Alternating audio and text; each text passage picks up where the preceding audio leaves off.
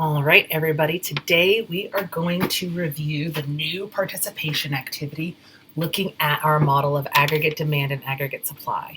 Hopefully this works. I've got a new graph up here that I think is going to really help us go through the different forces that can shift aggregate demand, aggregate supply in the short run, and aggregate supply in the long run. So let's go ahead and take a look. Okay, I think we're ready. I kind of made the graph a little bit brighter, so I'm using wet erase markers instead of dry erase markers so we can go through all the shifts over and over again without losing the original form of the model. So the first part of the participation activity asks you to review the 4 open economy components of GDP. And what that means is that y plus c plus I plus g plus nx. And it's right here. And we're reviewing y equals c plus I plus g plus nx, because these are the shift factors for aggregate demand. Changes in consumption, investment spending, government spending, and net exports are going to be the things that shift aggregate demand. We want to remember they have to be not caused by the price level, but that's what's going to be our shift factor. So we want to remember consumption spending, investment spending, government spending, and net exports. So that's the first question. Hopefully that is super easy, because we spent a lot of time talking about that.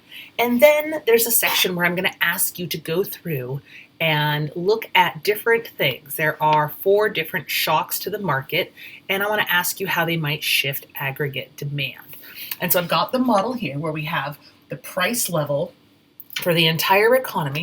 And remember that the price level is, denoted as P, and it's equivalent to inflation. And it's our measure for how all of the prices in the whole economy fluctuate, right? And then down here we have GDP, real GDP, not nominal GDP, which means it's already got the inflation pulled out of it, and it's just our productivity, which means that right here, YN, that is our natural rate of productivity, right? That's how many goods and services, how much we can produce in our economy in a given period of time, given our productivity. And that's that long run aggregate supply curve. And I've got it up here, it's kind of small, but you want to remember the long run aggregate supply curve is determined by that production function that we talked about, right? That's the Y equals technology and a function of human capital, physical capital, natural resources, and labor. Those are going to be the factors that shift long-run aggregate supply. If it's not one of these, and it's not a long-run change, it's not going to affect our economy. Long run generally is going to be years, things that change for years, for decades. Try not to get too bogged down on the difference between short run and long run. But that's what we generally, long run is more than a year. Okay, so we've already answered the 4 open economy components of GDP. So part 1 is looking at shifting aggregate demand. And the first problem says, what happens if a 10-year-old investment tax credit expires? And they should be familiar. These are the same ones we reviewed in the textbook together. So we have a 10-year-old tax credit on investment expires. I already said that it's just going to be looking at shifting GDP, shifting aggregate demand. So which of these components is a investment tax credit going to affect? C, I, G, or NX? Oh, let's do it this way. That's a little better. Yeah. C, I, G, or NX. It's an investment tax credit. It's going to affect investment. If it was a tax credit incentivizing investment and it went away, there's no longer that extra incentive to invest. So we're going to expect a decrease in investment spending, which is going to have the effect of shifting aggregate demand in. So we want to go through and shift the curve and find the short run equilibrium. So we draw our new lower aggregate demand curve. It's going to have a lower price level than equilibrium. I forgot to put the equilibrium price level in. Let's do that.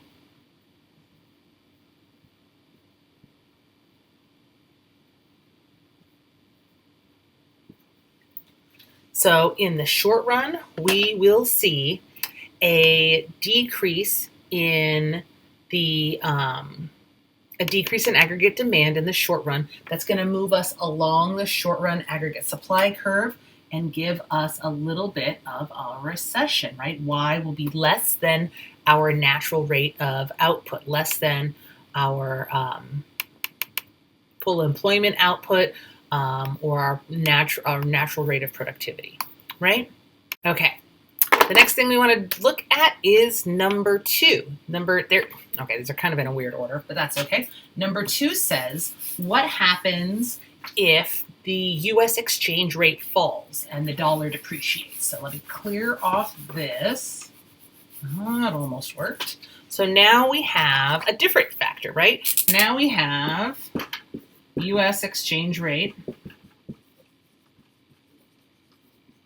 decreases. The dollar depreciates. That means the dollar is worth less relative to other currencies. That means that our exports are cheaper. How might that affect aggregate demand? Is it going to affect C, I, G, or NX? It's going to mean that the net exports is going to increase, which is going to shift aggregate demand out. Does that make sense? So we're going to see an increase in net exports, an increase in other countries consuming our goods, and we're going to see aggregate demand shift out to a higher level. So there's aggregate demand 2. It's going to give us a higher than expected price level and output above the natural rate of output. That's kind of hard to see. Orange might not have been a great choice. So let's restate it. So we see the U.S. exchange rate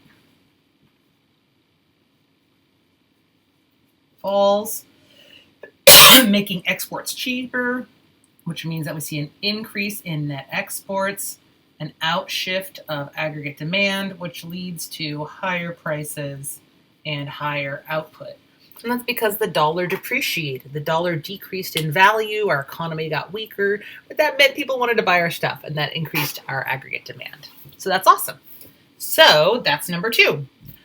Number 3 says, what would happen if a fall in prices were to, get that out of here. A fall in prices increases the real value of consumer wealth. So let's do this. So now we have a decrease in the price level, which leads to increased consumer wealth. If you don't remember this from in class, this is the trick question. Because remember, the price level is on this axis, so changes in the price level will not shift aggregate demand. One of these things changing will shift aggregate demand, but not if it's a change in the price level. If it's a change in the price level and we see increased consumer wealth, we're going to see movement along the aggregate demand curve. So a fall in the price level to some new price level, P3, is going to move us along the aggregate demand curve. Does that make sense, kind of? It's a little bit weird, but that's what we want to remember. We want to remember that changes in the price level are not going to shift the curve. They're going to give us movement along the curve. Okay, that's an important distinction. In general, things that are on the axes don't shift the curve. It has to be one of the underlying factors to really shift the curve. Okay? So far, so good? Good review, hopefully. All right, number 4. Number 4 says the federal government decides to build new universities in every state. So let's get a new fun color. Where's my teal? I can't find it. Okay, we're going to do pink. An increase in the number of universities built in each state. Now, if you're thinking like next level, next level, next level, you might think that's going to eventually affect human capital. And it will eventually, but there's going to be a lag, right? How long does it take to build a university? A couple of years minimum. And then those people have to go into that university and graduate. And then we see the change in human capital. What changes right away is right here. Government spending is going to increase. So that's an increase in government spending. What's it going to do to aggregate demand? Shift it out to a higher level, increasing the price level and increasing output. There's aggregate demand. There's our higher level of output and our higher price level. So far, so good. So anything that isn't a change in the price level that changes one of these four components of open economy GDP is going to shift the aggregate demand curve out if it's an increase, in if it's a decrease. So far, so good? Okay. Part 2 looks at the aggregate supply side of things. And so to do that, the first thing I ask is for you to review the production function. And remember, the production function is what I've got up here. It's what tells us how many goods we should be able to produce in an economy. Human capital, physical capital, the workforce or the labor force, the natural resources, and the technology level.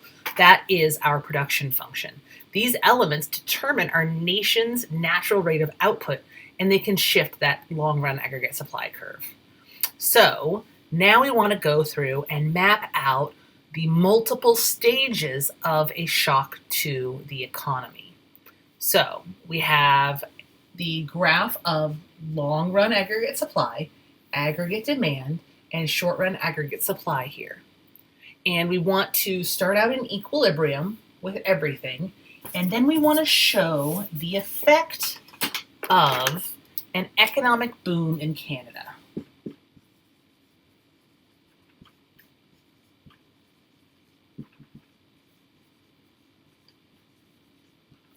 And we're going to go through basically 3 stages of what happens in that situation. So we start out with an economic boom in Canada, which is going to raise incomes in Canada, which is going to lead to increased purchases, which is going to affect net exports. We're going to see an increase in net exports as Canadians buy more of our stuff. That's going to shift our aggregate demand curve out, and that's the first step. There we go, that's a little bit better. So we'll see aggregate demand 2.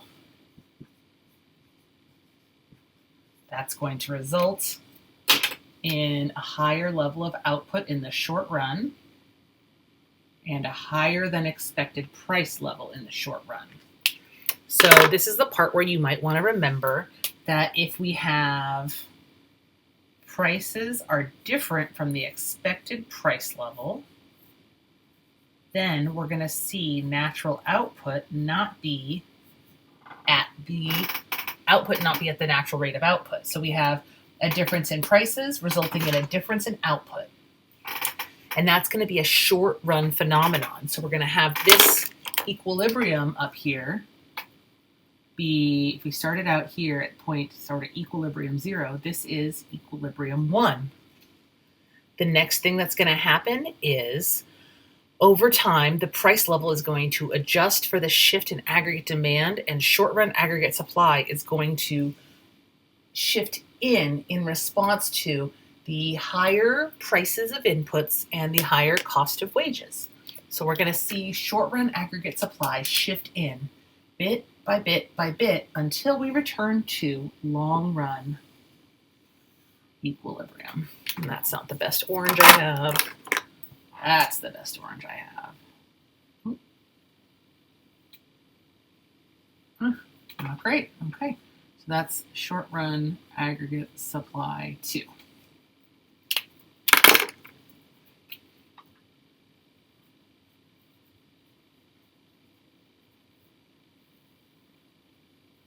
That's going to return us to a higher price level,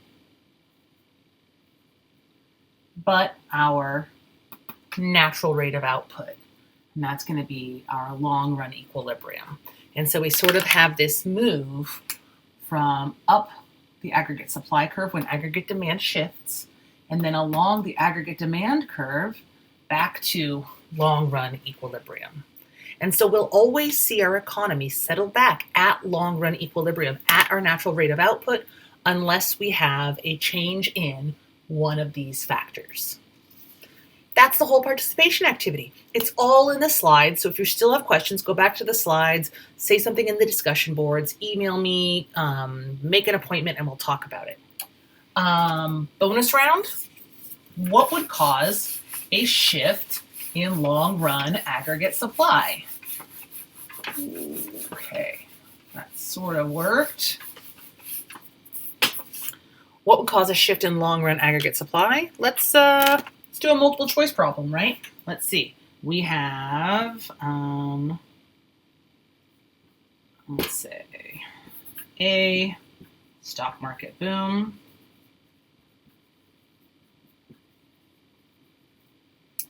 B, discovery of California gold mine. C, natural disaster. Or D, increase in the price level.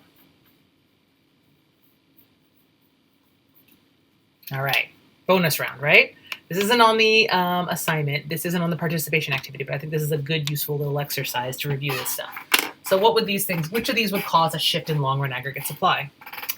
Well, stock market boom, that's going to affect consumption spending, maybe investment spending. It's going to affect aggregate demand, but it's not going to affect long run aggregate supply. It's not going to affect our long run ability to produce goods and services. Discovery of California gold mine, that could do it. That would be new natural resources, right? That would be new discovery of natural resources. And that would bite, that change in N, that increase in N could shift long run aggregate supply out to some new higher level, right? So that'd be the next new level, right? How about a natural disaster? Well, that's kind of a trick question because depending on the nature and scope of the natural disaster, it could shift long run aggregate supply, just not for the better. If we had a natural disaster and it took out hundreds of factories or killed lots of people, that would actually decrease our long run aggregate supply to some lower level, let's call it NC, and cause a decrease in our natural rate of output, right? The last one, increase in the price level. Changes in the price level, that's going to move us along aggregate demand. It might be a change in short run aggregate supply. It's not going to affect long run aggregate supply. Only factors that affect the production function, technology, human capital, physical capital, natural resources, and labor, big long run effects are going to shift long run aggregate supply. That's it. That's all we got. Hopefully that's a useful review. Hopefully it helps you understand long run aggregate supply, aggregate demand, and short run aggregate supply. Let me know what questions you have. Hit me up, and I'll see you next time.